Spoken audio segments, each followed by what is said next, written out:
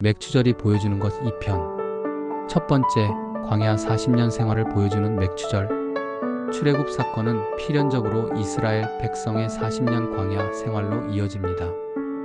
출애굽한 이스라엘 백성은 곧장 가나안 땅에 들어간 것이 아닙니다. 놀랍다고 해야 할지 황당하다고 해야 할지 이스라엘 백성은 하나님을 경험하고도 하나님께 불순종했습니다. 가데스 바네아에서 보인 이스라엘의 불순종을 생각해 보십시오. 그것은 단순한 불순종이 아니라 하나님에 대한 불신과 원망의 절정이었습니다. 다른 지도자를 세워서 애굽으로 되돌아가자고 말했습니다. 하나님이 세우신 지도자 모세와 아론뿐 아니라 믿음의 사람 여호수아와 갈렙을 돌로 쳐 죽이려고까지 했습니다.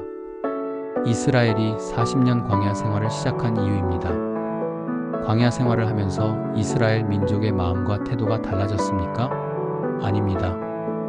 이스라엘의 태도는 달라지지 않았습니다.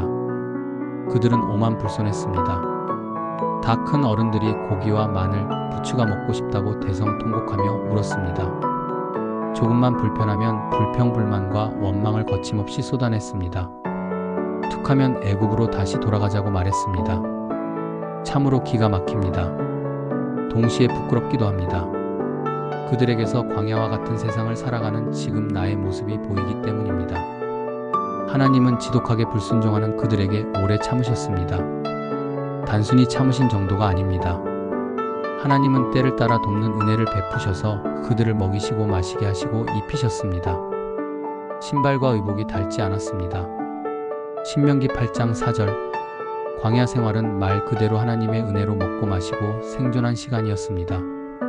하나님께 기대어 살아간 시간이었습니다. 그렇습니다. 광야 40년 동안 하나님은 지독하게 불순종하던 그들을 단 한순간도 떠나지 않으셨고 끝끝내 그들을 약속의 땅으로 인도하셨습니다. 그 결과 이스라엘 백성이 가나안 땅에서 보리와 밀을 거두고 감사의 축제를 열게 된 것입니다. 이 관점에서 맥추절을 보십시오.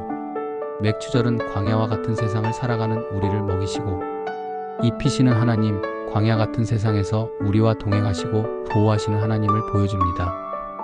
맥추절은 지독하게 불순종하는 우리를 포기하지 않으시는 고마우신 하나님, 신실하신 하나님을 보여줍니다.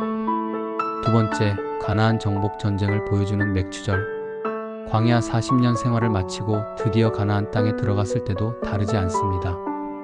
가나안 땅은 텅텅 비어있던 땅이 아니었습니다.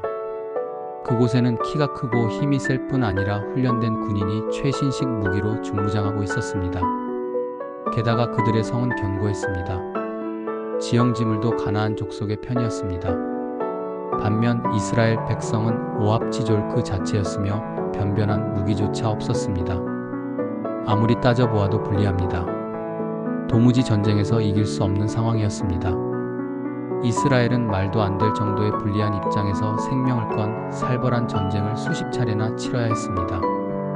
패배가 불 보듯 뻔했지만 이스라엘은 아이 성에서의 전투를 제외하고 모든 전쟁에서 승리했습니다. 제대로 된 무기도 없었던 오합지졸 이스라엘이 가나안 족속과 전쟁에서 승리한 이유는 하나님 한 분입니다. 하나님이 그들과 함께 싸우셨고 그들을 대신하여 싸우셨기 때문입니다. 살벌한 전쟁을 모두 마친 후 이스라엘 백성은 각기 지파대로 땅을 얻었고 그 땅에 씨앗을 뿌리고 열매를 거두었습니다. 이 관점에서 맥추절을 보십시오.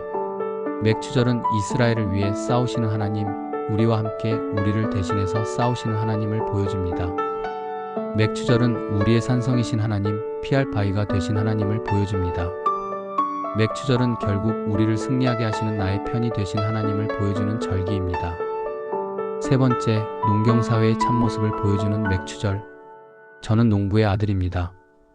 농사에 있어 날씨가 얼마나 중요한지 누구보다 잘 알고 있습니다. 이스라엘의 기후는 6개월의 건기와 6개월의 우기로 나눌 수 있습니다.